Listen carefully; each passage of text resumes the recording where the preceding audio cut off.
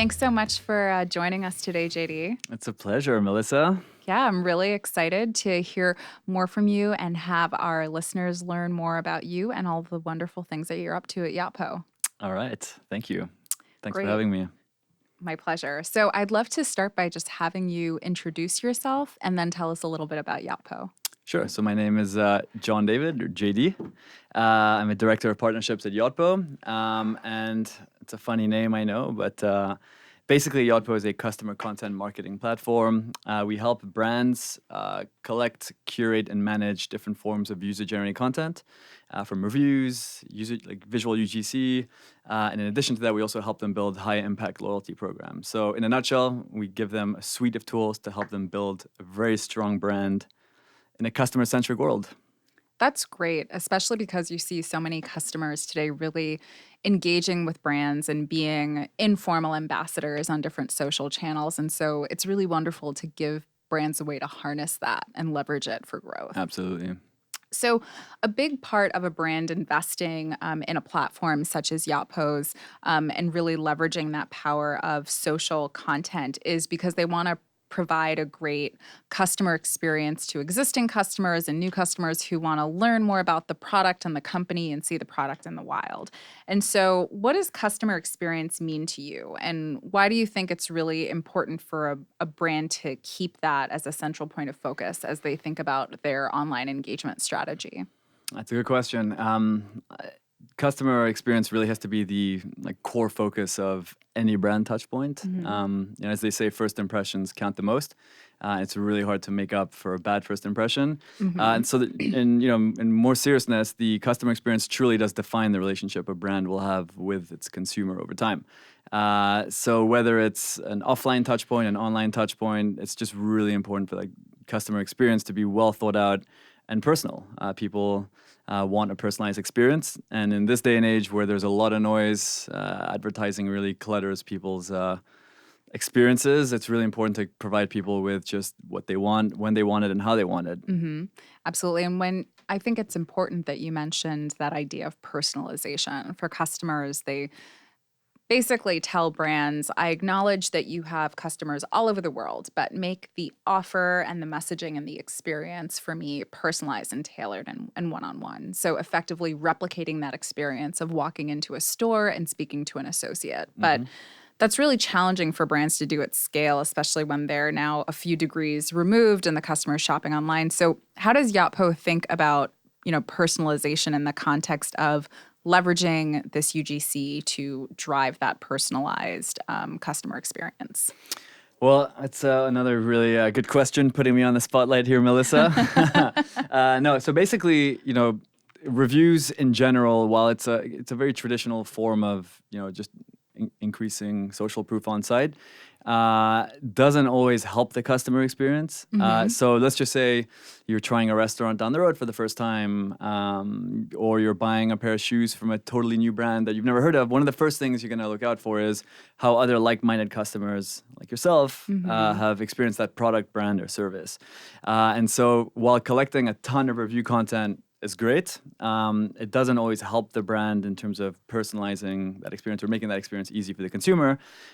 So what we have seen is really displaying reviews based on topics that we know matter the most to customers. So it's backed by a very robust platform that's built off AI and natural language processing. But the idea is if you're buying a pair of shoes, you're going to care about probably certain reviews that are related to topics like fit, size, quality, price, that someone else might care about service, delivery, smell, taste, whatever it is that you're buying. So the idea is to really provide these customers or visitors with the right types of content at the right time based on topics that we know and track lead to the highest conversions, which means that people are actually engaging with and are, they crave that interaction. That's a great point. Affinity to different customer profiles must play a huge part in how effective UGC and social reviews are, because I'm probably going to trust the input or perspective of another shopper who I identify with. And I think that brings up another great point about brand advocacy. So there's there is just a robust world of content about a brand that lives online. And I think for a brand, the challenging part is deciding, of all of this content, what are the ones that we should be doubling down on and promoting? So who are our brand advocates, and who, will our greater purview of customers feel that affinity with? And so how do you think about identifying brand advocates, and specifically identifying and displaying that content that's going to resonate with customers, as opposed to that one like edge case niche shopper that maybe people are going to say like, we don't really have the same preferences? Sure. So it's a two-pronged answer. First is, how do you enable that engagement, or even foster, incentivize that engagement? We've seen that giving customers a voice is one thing, but really enabling them to become a part of that brand and creating that visual content or writing that review that's super personal and intimate, is really kind of the first phase in identifying those brand advocates. So we've seen, for example, Medalita, it's one of our customers. They sell medical garment, and there's the medical community is a very tight-knit community. It's not like the most common kind of B2C fashion retail example, but it really shows the relationship that the brand has with their consumers. And they did this whole campaign where they enabled and really kind of incentivized customers to upload visual user-generated content on the website, so they could upload pictures directly from the product pages, which basically created like hundreds of visual assets that were very personal and created in a very authentic way by these consumers. And so not only were the customers engaged and really feeling like they were part of the brand, but then the second phase was identifying from this pool of customers which ones were the true content creators, the ones that had the social traction and following, to basically start creating a little bit of kind of social momentum around the content that they're creating and socializing. So the content collection is one thing, and then like you said, identifying those brand advocates based on different parameters, whether it's how many followers they have, how much influence they have in their online or offline communities. There's different ways you can do that. It gets a little bit trickier at scale if you're also considering the offline community element. But through our platform, for example, you can basically, our vision is to create customer profiles based on, sentiment of the content they submit, in addition to engagement that they have with the brand and the engagement they have with the content that they create and socialize. So really, it comes down to, first you need to enable that content creation to happen, and then really investing some time in identifying your true brand champions that are really going to, carry that flame throughout, different product launches, and are huge advocates and are excited to be a part of your brand. That's awesome. I love how thoughtful that process is. And from the shopper perspective, it just seems so organic and seamless. But there's really a lot of like science and methodology behind the approach that I think most customers take for granted. But it's probably good if they take it for granted. That means that, we're providing something great that people don't have to think about how it's orchestrated. So the simplest and best things in life are like Exactly. Keep it simple. What have you seen to be some of the most tangible impacts, maybe some of the best examples of the true power of harnessing social content, social proof, and reviews? So there's again to answer like two different parts to the question. Number one is brand, like for the brand, in order to really have their finger on the pulse of how consumers are experiencing the brand, whether it's product feedback, service feedback, experiential feedback. In today's world, if you're in denial of or scared of collecting negative reviews, you truly probably won't be in business 10 years from now. Right. So on one end, it's critical to leverage customer reviews and customer experiences that you're collecting through reviews for product feedback, whether it's really negative sentiment on the texture of the shirt that you bought, or the fit of the shoes that you bought, or the service that you have. Really, like the idea is to collect as much of that feedback at scale to identify areas for improvement that you can continuously track and optimize. And the second part is I even forgot your question. So some of the best examples where you've seen the most rewards. So I think brand sentiment and that feedback loop is definitely a huge part of it. But I'm sure even from, top line revenue growth, thinking about increasing conversion rates and average order values. If I am on the fence about a product and I can see a picture of a real person wearing it in their real life, or I see a review where they said, I was on the fence about this, but I bought it and it is great. I am so happy I own this. For me, I'm like one step closer to clicking that purchase button. And so I'm sure you guys have seen a lot of really great success stories at Yotpo. So what do you see as being some of the best examples of where this has just had phenomenal results for a retailer? Yeah. Okay. So thanks for putting me back on track. On the brand side, it's definitely having your finger on the pulse of those experiences and like really continuously tracking and activating them. And from a consumer perspective, is the more personal and authentic it is, the better. Stock images, random like product shots under white backdrops, like it's not very engaging visual content and doesn't enable people to like relate to it. So we've seen basically the more personal, and oftentimes if you can inject humor in it, it's great too.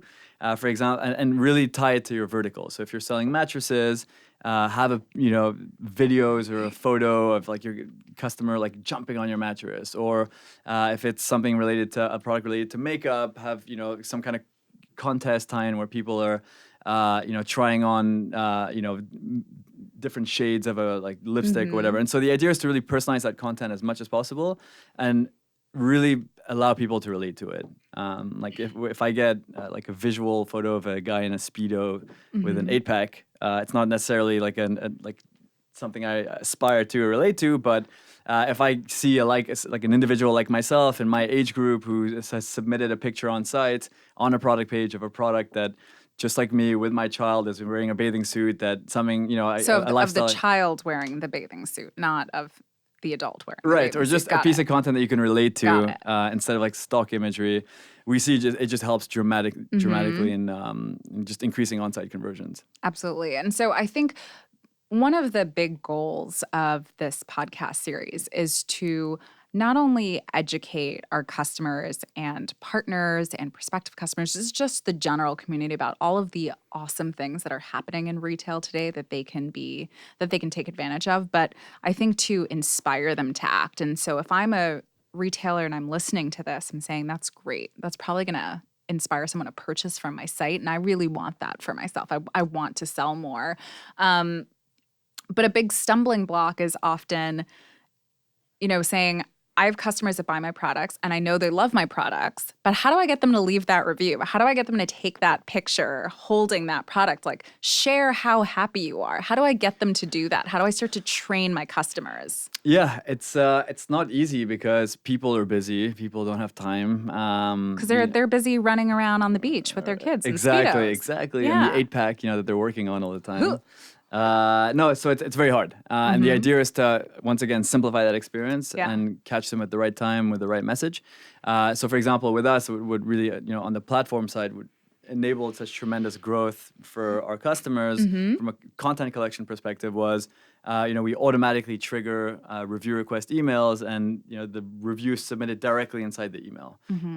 Traditionally, you have to click on a link, which opens a new tab on your browser, enter your email, fill out a form, like multiple steps throughout that journey. Whereas if you make it like a one-step mobile optimized solution, and on top of that, you can incentivize them with some kind of loyalty coupon, a discount, give them like a reason to take that action and even keep coming back. We've seen that customers are just way more engaged with that process throughout that process. Right. I was going to say requests are nice, but incentives are better. I hear that at Yotpo, you guys are also doing some pretty awesome things related to customer loyalty. Can you tell us a little bit more about that? Yeah, definitely.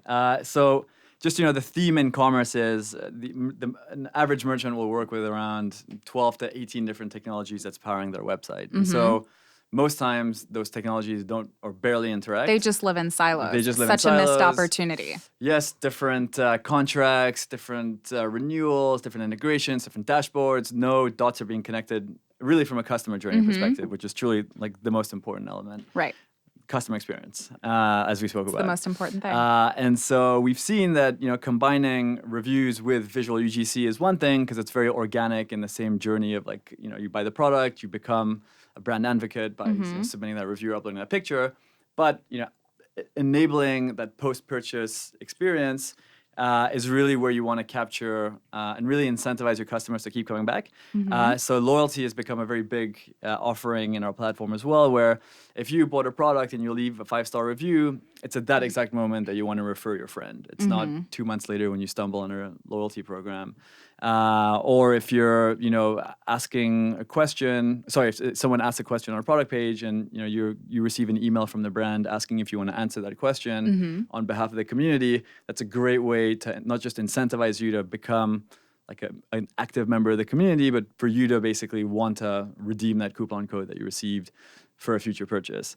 So we're always trying to connect the dots between, the brand has done so much from a customer acquisition perspective.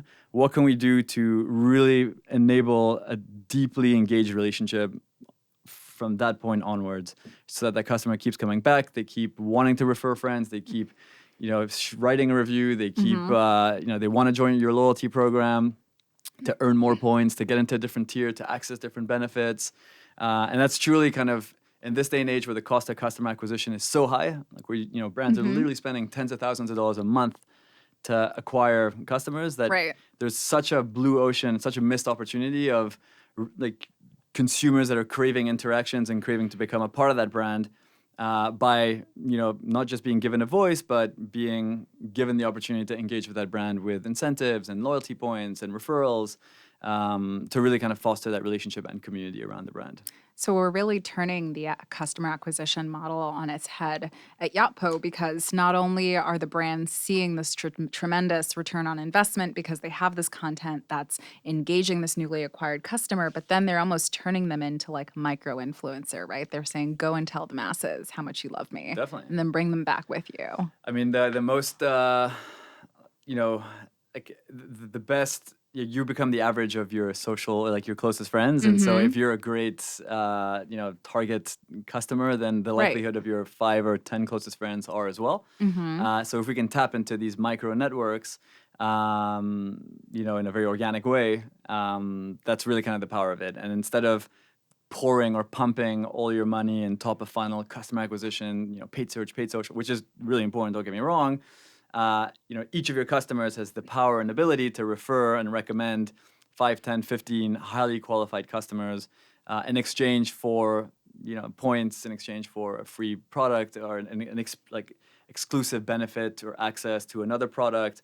Consumers, it's a common theme, they want to become a part of the brand, but they also, once they love the brand, they're very comfortable sharing, like preaching to their community.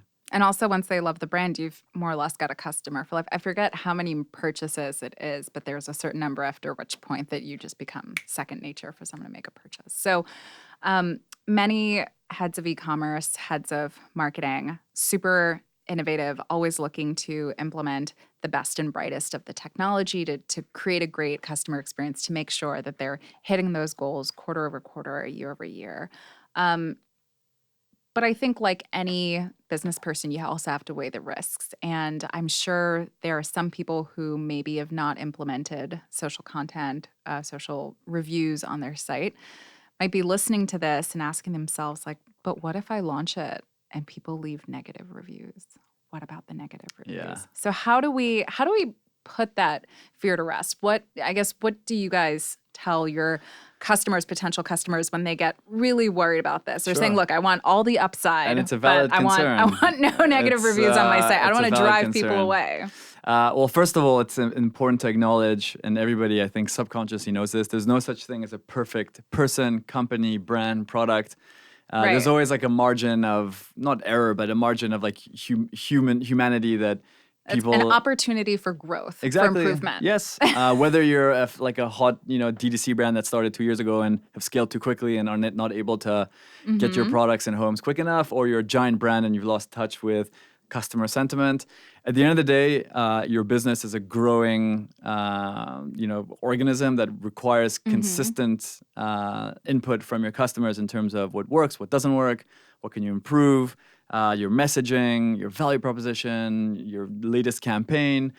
So you can never be too paranoid in wanting to perfect the customer experience. And I think it's normal. Like, it's a scary feeling to know that customers can, talk badly about your brand. Right. But at the end of the day, like, if you give them a voice, not only are you able to have very crystal clear visibility into, what are key areas or gaps in your business that you can improve on, but a bad experience or a negative review is truly a unique and wonderful opportunity to turn like a bad experience into a great one. We've done a ton of, studies like quantitative, like with, across thousands of brands, and we've seen the brands that actually display negative reviews on product pages end up converting, or their visitors end up converting more than customers that only show 4 or 5 Because there's that feeling of authenticity. Yes. I will say, sometimes your review makes a difference between you purchasing and not purchasing. But one really impactful thing that I've seen is when I go to a retailer site and I see maybe a review that's less than glowing, and I see that, the retailers responded to that that's review. huge. That gives you such a sense of, especially if you've never purchased from them before, you're like, I feel really good about this because Yeah. I'm taking a leap of faith to shop with you. That's And if true. anything goes wrong, I know I can come here Absolutely. and you're going to listen to me. So I actually think that that's an opportunity to really humanize the brand and Absolutely. acknowledge that like nothing in life is perfect, but we understand that you're people and we're people too. And we're going to have that conversation and it's going to be a two-way street. Absolutely. And whether it's, enabling like a chatbot on your homepage where someone can ask questions, which, I mean, has nothing to do with Yotpo, but, or really being very open and transparent about, your customers' interactions, whether it's questions and answers or negative reviews that you respond on, that goes a very, very long way in just establishing not only social Well, proof, it's trust. but trust. Trust is paramount. That you're and that you're, you care, and you're open to feedback and you want to understand how your customers are experiencing your brand. Now, the question is, how do you do that at scale without needing a team of 100, customer service reps? Right. So, we've seen whether you're like a very large retailer or like a very lean D2C brand, there are ways to do this at scale. For example, integrations with Zendesk or different customer support, integrations where any review of a certain star rating can automatically open a support ticket. We have sentiment scoring on reviews. So sometimes like a 5-star review is not always a great review. They'll like insinuate negative things.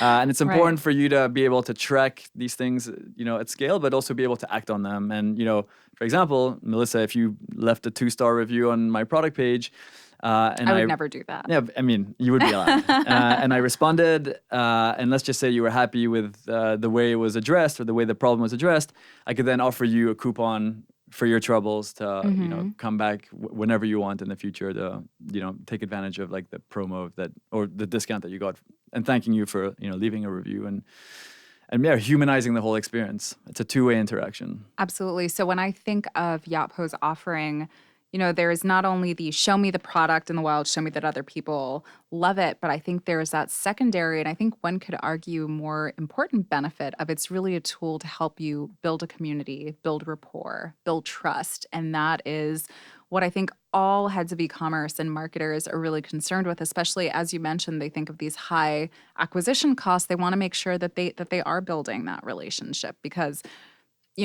you can choose from any number of retailers to shop with, to transact with. And how do you make sure that someone feels good enough about your brand that they want to establish that relationship with you?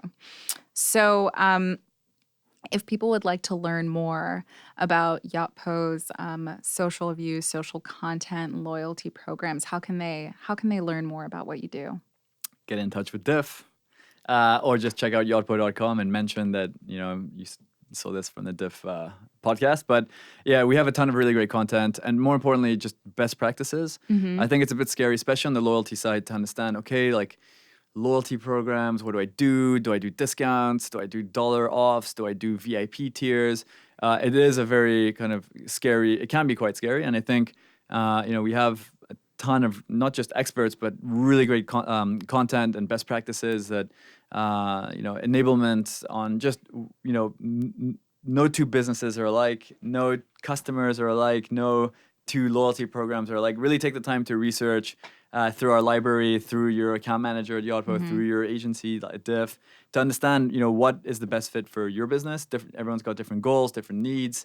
And yeah, just our website's just got a ton of great content. Like we have a loyalty generator. If you want to just plug in your business goals, we'll automatically create customized loyalty programs. So they can test drive a bit. They can test drive it, before committing to anything, of course.